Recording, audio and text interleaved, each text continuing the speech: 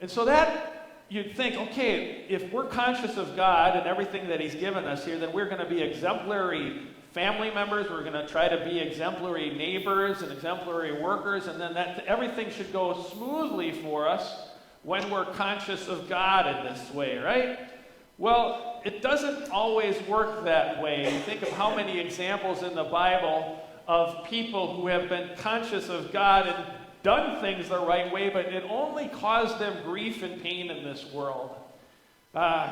Daniel's a good example. Here he is administrating just wonderfully to the glory of God, having everything run just right. He doesn't allow any corruption.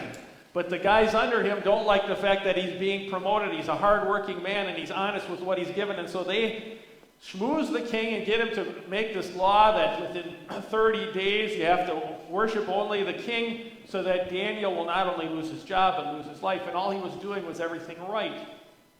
Jesus is a great example, of course.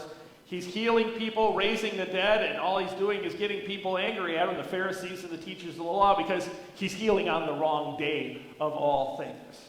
So we think of these examples, and we think in our own lives, how are you suffering for being conscious of God in your life? There's a man in England who is very conscious of the fact that many of the women in England were going to get abortions and killing their babies, and it bothered him. And so he went outside of a clinic and stood about 50 yards away, and he started praying quietly to himself. The government came and arrested him, charged him £9,000, and ruled that his silent prayer amounted to disapproval of abortion, and he was under a 2-year probation as a result of trying to pray for these ladies, basically. You can have it in your own family. If you have a child that hasn't been coming to church for some while and you've been trying to reach out to them and they get angrier and more angry with you, they don't want to respond anymore. Maybe somebody that you know has alcohol or drug problems, and you're trying to reach out to them, lovingly try to bring them to realize the problem that they have. They call for money and they want some money from you, and you say, well, what happened to the money that you have? Why aren't you budgeting correctly? And they don't want to hear it from you. And they say, well, I don't want to deal with you. And they start calling you names and saying, I don't want anything to do with you. I hate you even.